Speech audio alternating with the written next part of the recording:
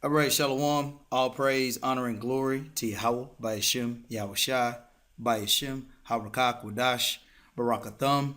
Double honors to the apostles of Great Millstone, and peace and salutation to the elect Akim out here during this fight, pushing this word with faith, hope, and sincerity. So, I've been doing, just some research the past couple of weeks on race, and I ran across this book. And I just want to read a couple paragraphs, which, Lord willing, will be edifying, to you brothers and, you hopeful sisters that listen. And there's a few things that I want to just cover about racism here in America, because clearly it's not identified by the so-called white people, Edomites, as being an issue.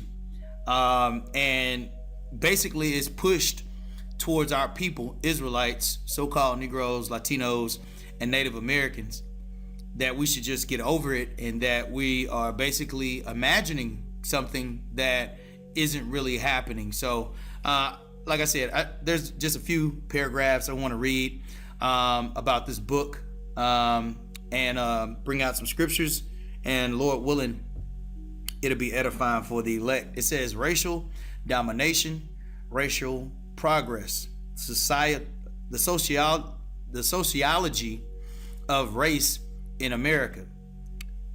And I'm gonna start right here at the very top. It says, chapter 1, race in the 21st century, a cancer. As we enter a promising new millennium, we continue to be confronted with a problem as old as America itself. That problem is the problem of the color line. It is the problem of racism, of inequality and privilege, of the suffering and oppression of some groups of people at the hands of another. Some people, however, have argued that in these modern times, there is no problem at all. A growing number of commentators, from political leaders to radio talk show hosts, have suggested that race no longer matters. They have boasted that we have, a mere 40 years after the civil rights movement, reached the promised land that Martin Luther King Jr. so eloquently described in one of the most famous speeches of the last century, the I Have a Dream speech, delivered on August 28, 1963. We have arrived, they say, at true multiculturalism. We are living in a so-called colorblind society in which people are judged, in King's words, not by the color of their skin, but by the content of their character. Does such an optimistic idea truly reflect the state of America today? And the answer is no. And it will never reflect the state of quote unquote America, because America in itself was founded by bloodshed. Okay? I'm going to continue. It says, in some respects, we have good reason to be optimistic. Thanks to the brave activists of the civil rights movement, the United States no longer upholds legally enforced residential, educational, and economic segregation, which we really need. Our people do not need to be commingled or cohabitate with these Edomite so-called white people. But, once again, this is just someone's perspective. I'm going to get to the point. It says, most of us will not experience grotesque acts of racial violence that many people of color experienced 50 years ago. Well, not until martial law.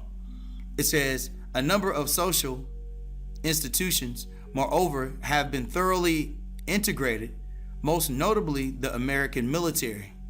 The black middle class and the Hispanic middle class have grown.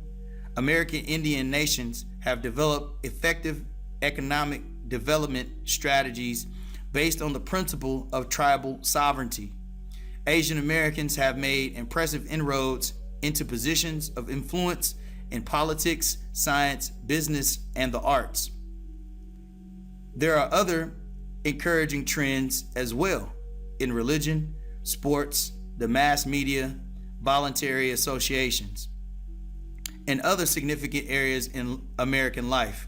In politics, one need only say the name Barack Obama, and in the social and cultural order, Americans are beginning to appreciate the inherent value and dignity of all persons, regardless of their origins or skin color. And let me add a quick point that Barack Obama is not an Israelite.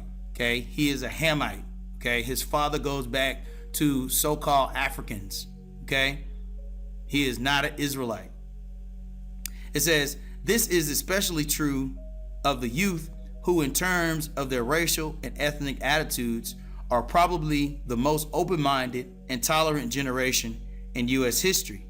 And today, many corporations, universities, organizations, and congregations consider racial and ethnic diversity an asset to be fostered and sought after, not a problem to be avoided. To say that nothing has gotten better certainly would be inaccurate. But has racism been completely vanquished? Let's take a glance at race relations in the United States to find out. And before that, I'm going to bring out a quick scripture. This is Ecclesiastes 10:5. It says, "There is an evil which I have seen under the sun, as an error which proceeded from the ruler." And that error that's proceeded from the ruler, okay, is the creation of racism.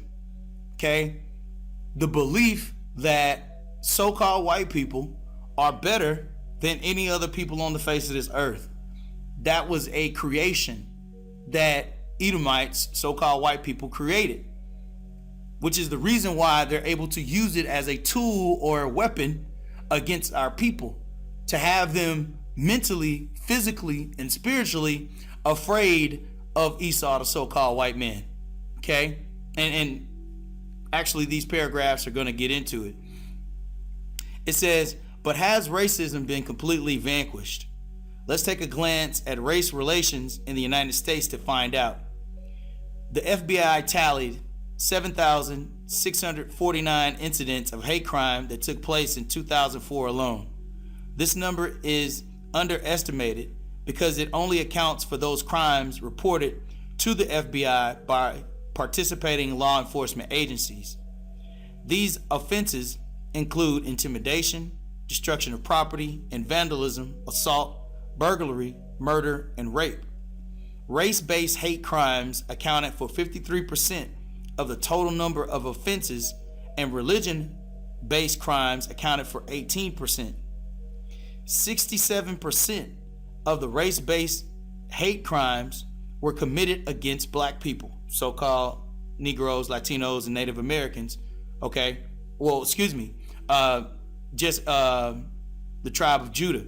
Okay, it says, and 68% of the hate crimes motivated by religious bias were anti-Semitic acts, which we know is a lie because we're Shemitic people. Okay, it says between 1995 and 2004, the FBI has documented 80,000 separate hate crimes, more than half of which were motivated by racial hatred. In 2005, 37 million Americans lived in poverty, with poverty rates of 25%. Native Americans and African Americans, basically Israelites, okay, because we know that these are terms that Esau created. Native Americans and African Americans were the poorest racial groups in the nation. Okay, 22% of Hispanic Americans lived in poverty. Only 10% of Asian American and 8% of white Americans lived under similar harsh economic conditions. Okay, let's get back to the scripture. This is Ecclesiastes 10:5. There is an evil which I have seen under the sun, as an error which proceeded from the ruler. That ruler being Esau, the so-called white man, pursuant to Job 9:24, the earth being given unto the hand of the wicked. And that's the evil, okay?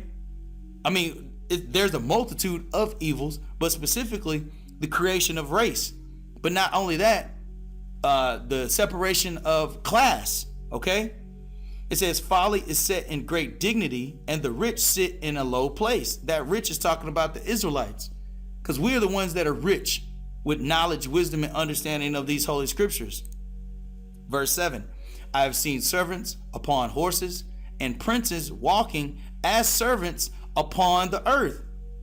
And these servants that are upon horses are these Edomites, okay? Which are the ones that are turning really everything upside down. And those princes are talking about Israelites, so-called Negroes, Latinos, and Native Americans. But when we read in this article, it says 37 million Americans lived in poverty, with poverty rates of 25%. Native Americans and African Americans were the poorest racial groups in the nation. But as scripture says, but we are rich. We're just not rich in the financial institution that was created by Esau. Our riches are stored up in heaven, okay, for the return of Yahushua and the deliverance of the elect. Then that's when you will see princes, okay, on horses, and you will see servants walking as servants, okay, upon the earth. Those servants, they're talking about Esau, the so-called white man, walking as servants, okay, until eradication. Let's continue. It says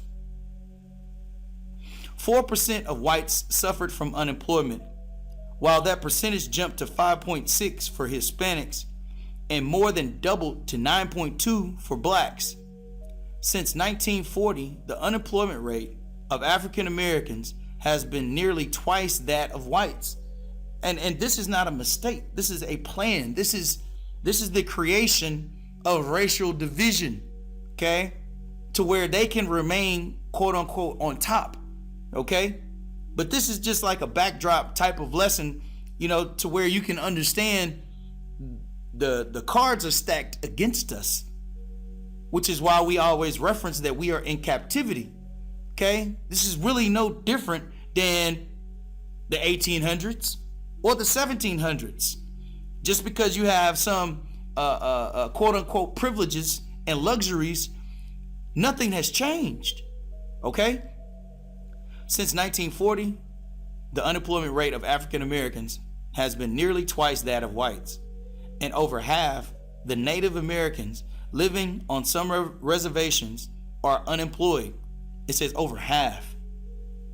Despite these vast inequalities, 50% of whites recently surveyed believe that the average African American and the average white person are equally well off. See, they're delusional, man. You know, scripture says that the Lord was going to choose their delusions, man. Let's continue. It says, many of us watched as Hurricane Katrina ravaged New Orleans, exposing deep racial and class cleavages between more affluent residents who had the means to leave the city and the swelling ranks of the vulnerable inner city poor who were left behind to face the storm. Thousands of residents, most of whom were African American, were stranded in the city for days. As the body count grew larger and larger by the day, it became evident that one could not begin to comprehend what happened in New Orleans without a full-bodied understanding of social exclusion, politically enforced marginality, and ongoing process of racism, okay? Because clearly the quote-unquote government, okay, had the resources available to do what? To make sure everyone was at least taken to higher ground and avoided being killed through the devastation. But we also understand all of these despairing injustices are promoted by Esau, the so-called white man. Every government function, every job created, it's not for you Israelites. These jobs are created either for expatriates, okay, which is another reason why Trump wants to build this wall, one of the many reasons, okay, but also to create Jacob's trouble. But everything economically, financially, Even the clothes. I mean, I'm sure brothers have seen in the past couple of weeks, the people that have these fashion industries and companies and luxury brands, they're not selling it to you. You are completely devalued here. But the reason why I'm bringing that up is because I'm going to read this last statement again. It says, it became evident that one could not begin to comprehend what happened in New Orleans without a full-bodied understanding of social exclusion. Okay? You know, these same people that claim, oh, we're all equal, we're all God's. But clearly in this episode, our people were excluded intentionally. Understanding of social exclusion, politically enforced marginality, an ongoing process of racism. During a televised fundraising event, hip-hop star Kanye West vented, George Bush doesn't care about black people.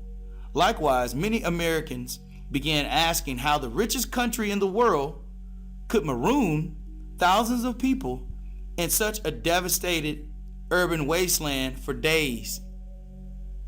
But in truth, we have been marooning our urban poor in substandard conditions for years.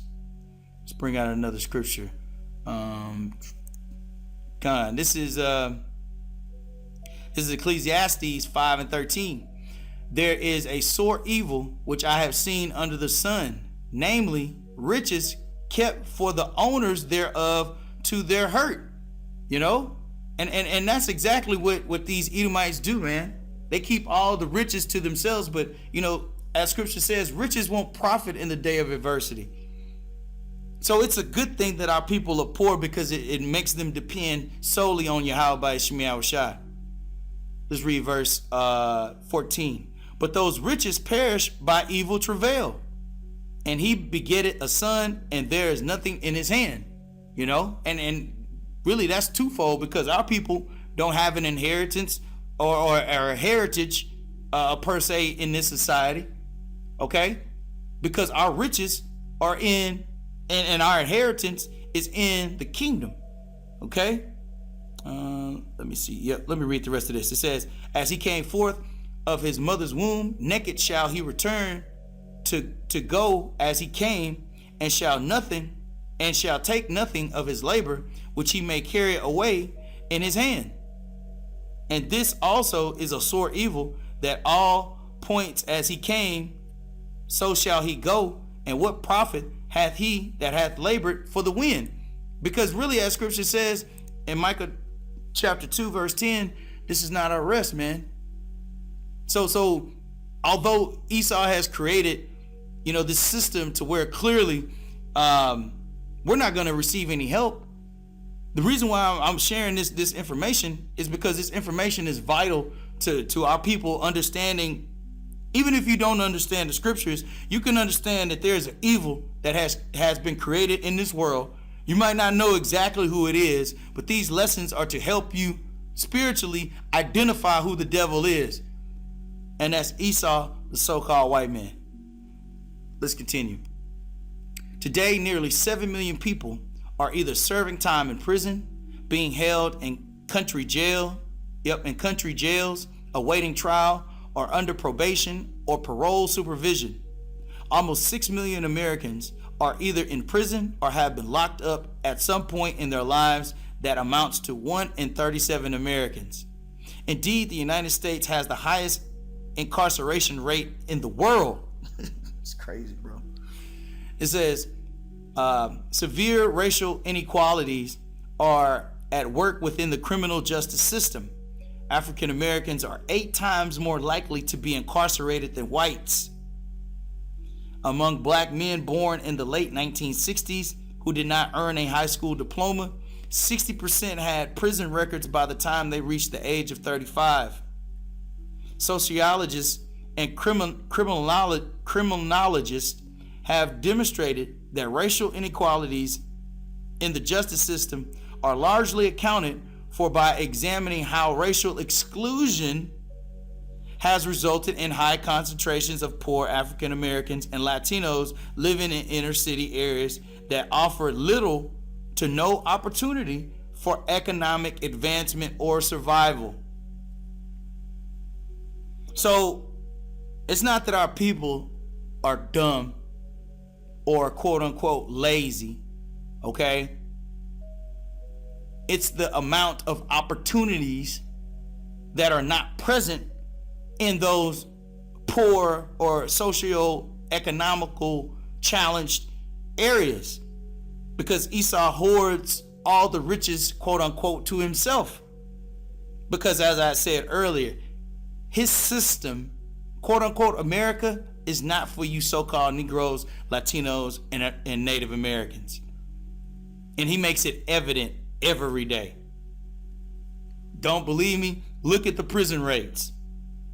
He does not want you to enjoy the quote unquote, I was going to say fruits of his labor, but he doesn't even have any labor. Unless you just want to call killing people a labor. And that's what he does for fun. Let's continue. And there's only a couple of paragraphs left. Lord willing, you brothers bear with me. It says, given these facts that barely scratch the surface of the problem, can we confidently conclude that race does not matter today?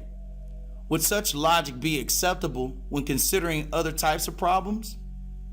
Consider, for an example, cancer. What if a group of citizens suddenly declared that cancer is not a problem anymore? We solved cancer years ago, they might say. Surely upon hearing such a bold proclamation, we would examine the facts, which would overwhelmingly dispute the claim. We would point to the 10 million Americans with a history of cancer, as well as the 1 million Americans expected to be victims of cancer this year. We would identify the symptoms of cancer. Manifest in fever, fatigue, pain, sores, bleeding, lumps, and so forth. We would consult doctors and epidemiologists who have documented case after case of abnormal cell growth and tumor development.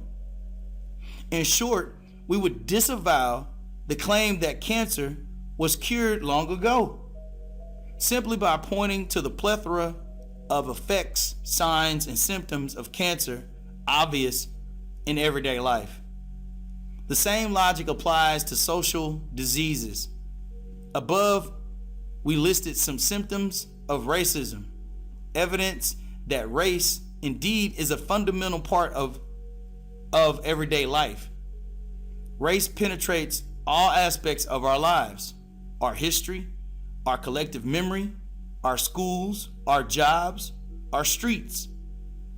It structures the inner workings of our hospitals, our prisons, our bastions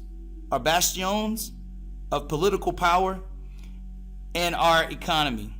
We witness its effect on our art, our entertainment, and our churches, mosques, and synagogues. Our intimate relationships, the relationships we have with family, friends, lovers, leaders, role models, heroes, enemies, teachers, landlords, and supervisors, are influenced by our relations of race. Race is even there in the basic ways we understand ourselves. It informs our inner thoughts and indeed our very identities as people. Life in America, and indeed life around the globe, is a life saturated with the reality of race. This reality of race, like many other social realities, has grown adept at shape-shifting. Not shape-shifting.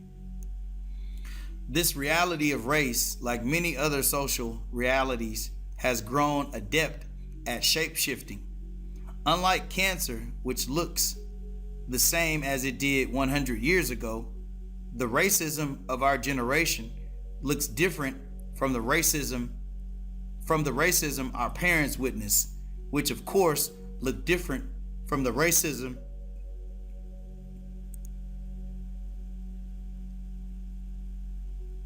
It says, which of course looked different from the racism their parents witnessed. Racism is mercurial, ever changing. Okay, let's get this word here, mercurial. Mercurial. It says of a person, subject or sudden or unpredictable changes of mood or mind. Okay, it says volatile, capricious, temperamental, okay, fickle, changeable, unpredictable. Okay, so all of these things is exactly what racism is. Okay, no matter if you have your hands up, you have a hoodie on, you can be walking backwards. Okay, you can quote unquote do all of the American quote unquote traditions. None of those things matter because race was created as a weapon against Israelites. All right. This is Ecclesiastes chapter 6 verse 1. There's an evil which I have seen under the sun, and it is common among men, a man to whom Yahweh hath given riches, wealth, and honor, so that he wanted nothing for his soul of all that he desired. Yet Yahweh giveth him not power to eat thereof. Okay? See, this is a part of the curses. It says, but a stranger eateth it. This is vanity, and it is an evil disease. Okay? Because that's exactly what we're talking about right now. Okay? Racism being a disease which was created to spread, or a cancer to spread amongst our people. Okay? Better yet, I'll give it a stronger word. Okay? Which is witchcraft. Okay? Or sorcery. That's exactly what racism is. Okay? It says racism is mercurial, ever changing. 21st century patterns of racial stigmatization, exclusion, repression, as well as promises of racial reconciliation and multicultural coalitions do not immediately resemble those of the 20th century. Although racial violence still occurs in America today, there are fewer victims than there were in the previous generation. And although many high schools, universities, neighborhoods, job sites, nursing homes, country clubs, restaurants, and parks remain segregated along lines of race, this racial segregation is no longer enforced by law. Today's racism is not always obvious. It can be slippery, elusive to observation and analysis, like a recessive tumor. 21st century racism has disguised itself, calling itself by other names and cloaking itself behind seemingly race-neutral laws, policies, practices, and language. But it is still with us, influencing our relationships, our institutions, and our world. And it will not simply fade out of existence if we turn a blind eye toward it. A tumor will destroy a body regardless of whether its bearer recognizes it or not. This is Proverbs chapter 8, verse. I'm gonna start at verse 8. It says, all the words of my mouth are in righteousness. There is nothing froward or perverse in them. They are all plain to him that understandeth, and right to them that find knowledge. Receive my instruction and not silver, and knowledge rather than choice gold. For wisdom is better than rubies, and all the things that may be desired are not to be compared to it. I, wisdom, dwell with prudence, and find out knowledge of witty inventions. And those witty inventions is what Esau has created. Okay? A cancer by the name of racism. And it's used as a weapon, a biological weapon, a spiritual weapon to destroy our people and to have them not understand their rightful position in this earth as Israelites. Okay? Not to be concerned with titles such as African American, Afro American, Black, Negro, all of these invented names. Let's continue. It says, we should also keep in mind that present day society is directed by the past. History structures the workings of today in innumerable ways, some of which are so deeply familiar to us that we fail to notice them. In the words of Émile Durkheim, a French sociologist and one of the founding fathers of the discipline, or Emile, not sure. It says, in each one of us, in different degrees, is contained the person we were yesterday. See, and that's a spiritual statement. It says the present is necessarily insignificant when compared with the long period of the past, because of which we have emerged in the form we have today. If the world we occupy is shaped by the struggles of yesterday, then we cannot divide past racism from present racism in a hard and fast manner. What is more, racial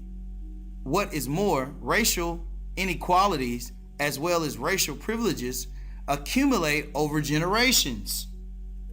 In other words, our standing in today's world largely is dictated by the ways in which our parents, grandparents, and great-grandparents were treated during their own lifetimes. Okay? So this is going to show you about lineage and how the state in which we're in today is based on the sins and the iniquities of our forefathers. But likewise, Esau, the so-called white man, is here because of the atrocities in which he did towards our forefathers, okay, which has given him the position in which he's in today. None of those things have lost symmetry, okay? They're all following the same timeline of seed, okay, which goes back to nation, your nationality. When you break down the word nation, it goes back to the root of natal, okay, where the womb is, okay? That is your nation from which you were born. But the man carries the seed, okay? It says, if our parents suffered from systematic social exclusion and discrimination based on their race, then many aspects of our lives, our economic and educational opportunities, for example, will be disadvantaged. In the same way, if our parents benefited from the very race-based methods of social exclusion and discrimination that caused the parents of some of our peers to suffer, then we will enjoy a certain degree of privilege in today's society. The accruing afflictions or affluence of our mothers and fathers are visited upon us, sons and daughters. And this is just to show you that people understand that there isn't just a one period episode of how things have gotten to this point or how they have evolved to this point. Okay? Everything was written before time. And as scripture says, there's nothing new under the sun, which is the reason why the situation in which we're in is strictly based upon our actions, okay, in which we're predestined, okay, some righteous, some unrighteous. But for the wicked, Esau, the so-called white man, all of his actions were predestined as well to be the wicked, to create racism, okay, to come up with terms such as black and white. All right. But I want to read this last part again. It says, the accruing afflictions or affluence of our mothers and fathers are visited upon us, sons and daughters. Now, where have I heard that before in the scriptures? Okay. This is Exodus 34:7. Keeping mercy for thousands, forgiving iniquity and transgression and sin, and that will by no means clear the guilty. Meaning that there is a nation, there's people that are completely guilty, okay, which do not have the opportunity at forgiveness of sins, visiting the iniquity of the fathers upon the children and upon the children's children unto the third and to the fourth generation. Exodus 20:5. Thou shalt not bow down thyself to them, nor serve them, for I, the Lord thy power, am a jealous power, visiting the iniquity of the fathers upon the children unto the third and the fourth generation of them that hate me. So once again, going to show you that the Lord is going to visit that iniquity, because 2/3 of our people hate Yahweh by Shem Yahushua. All right. One more verse. This is Numbers 14:18. The Lord is long suffering and of great mercy, forgiving iniquity and transgression, and by no means clearing the guilty, visiting the iniquity of the fathers upon the children unto the third and fourth generation. Okay, so now let's read that sentence again. It says, the accruing afflictions or affluence of our mothers and fathers are visited upon us, sons and daughters. So if we were the ones being afflicted, which our people were, okay, it's now on us, that situation. But that affluence, which was based on these Edomites, they're the ones that their sons and daughters are now in positions of power. Okay, you look at all of the Bushes, the quote unquote global elite families, all that theft, robbery, murdering, and killing, which is the reason why they're in office and they're doing all of these glorious things. But it fell on the sons and daughters, that affluence or lies and destruction in which their mothers and fathers did is going to be visited upon the sons and daughters. Likewise, the iniquity, okay, of those people, these Edomites, these other heathen nations, and 2/3 of our people will be visited upon the sons and the daughters currently. Okay, it said unto the third and fourth generation. All right, let's wrap up. I think this is last. Okay, one more paragraph. It says, to illustrate this point, let us examine different levels of wealth. Oh, I wanted to cover this as well real quick, Salakia. Now this says average family net worth by race in 2007 in terms of dollars. Okay, so this is $35,000 in 1992. Now this says net worth. This doesn't say just income. This says net worth. And so let's get what net worth really is. Okay, it says net worth.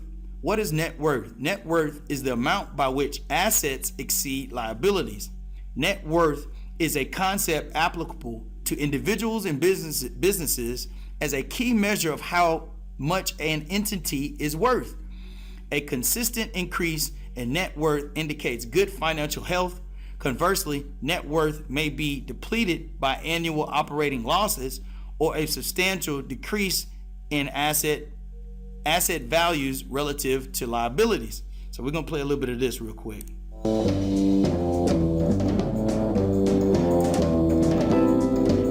Net worth is the amount by which assets exceed liabilities. Another way to say this is it's the value of everything you own minus all your debts. Net worth is a concept that can be applied to both individuals and businesses as a measure of how much they are really worth. In the corporate world, net worth is also called book value or shareholders' equity. The word net in financial language means after subtracting expenses and debts. A consistent increase in net worth means assets are growing faster than debts and indicates good financial health. Okay, so let's go back to the chart real quick. It says average family net worth by race. Okay, white, so-called African American, so-called Latino. Okay, in the year 1992. Okay, net worth meaning that after you paid out all of your liabilities, how much money do you have left over? Okay. And I believe that, yeah, this is in dollars. So by each year, let me make for sure. Yep. So the average so-called white family net worth was an additional, or they actually had $26,000 left at the end of the year. Okay. Which I'm sure a lot of so-called Negroes, Latinos, and Native American families have never seen that type of money. I know I haven't. Okay. Now we look at so-called African American. Okay, $2,500. That's it. At the end of the year, compared to 10 times that. Okay, is that right? Yeah, 10 times. Well, almost 12, 13 times that. Okay. And then for the Latino, 1,700. And then as you can see, it's 92, 95, 98, and 2001. Now, if you notice something here, for so-called African Americans, we just hover around $2,500. That's it. You know, and that's lucky. That's good. So let's show the converse side of that net worth equation. Conversely, when liabilities grow faster than assets, or when the value of assets drop, net worth decreases, indicating financial problems. What is the Joneses' net worth? They have a home valued at $250,000, an investment portfolio of $100,000, and... See, first of all, none of this is accurate for Jake, you know? But all of this is just to show how this system is not created for us, okay? Automobiles and other assets worth $25,000. Their liabilities are a mortgage balance of $100,000 and a car loan of $10,000. By adding the assets and subtracting the liabilities, we find the Joneses' net worth is $265,000. So now, if you go back here, like I said, our people don't have this. Now, this was in 2007, of course, but I mean, not much has changed. Well, yeah, this was in 2007, but what I'm saying is these numbers were based upon that study at 2007. And none of these numbers are changing. So the point here is this. There is no winning in quote-unquote Esau society. It's not meant for our people to win. That is another part of his witchcraft. Now, 5 years later, the Joneses' financial position has changed. Their home value has decreased to $225,000. Their investment portfolio has increased to $120,000. They now have savings of $20,000, and their car and other assets have decreased to $15,000. On the liabilities side, their mortgage balance has dropped to $80,000, and they've paid off their car loan. By adding assets and subtracting liabilities, their net worth is now $300,000. In other words, despite the decrease in value of their home and car, the couple's net worth increased by $35,000. This is because the decreases were more than offset by increases in other assets and... Yeah, so, I mean, like I said, essentially, I just wanted to share that real quick before I finish this off. It says, to illustrate this point, let us examine different levels of wealth, a topic to which we return in a later chapter. While 61% of black families possess absolutely no net financial assets, only 25% of white households are in a similar pinch. In explaining this wide gap between white and black levels of wealth, social scientists have demonstrated that parents' net worth is the single best predictor of the net worth of young families. Your level of wealth is primarily dictated by the wealth of your parents. Your parents' wealth is determined not only by what their parents passed down to them, but also by the advantages or disadvantages they faced in the labor market. So once again, going to show you how nothing has changed. There's always going to be a disadvantage towards Israelites, which is part of the reason why this gap is always going to be that way, okay? And then there's a matter of fact, yeah, if you brothers haven't seen this video, look it up, the unequal opportunity race. And it'll show you exactly why there is no quote-unquote catching up to Esau's system, all right? Let's see here. It says, your level of wealth is primarily dictated by the wealth of your parents. Your parents' wealth is determined not only by what their parents passed down to them, but also by the advantages or disadvantages they faced in the labor market. Historically, the labor market has been soaked through with legacies of racist policies and processes of exclusion. Nobody wants Edomites. So like it, Edomites don't want any Israelites around them. It's evident.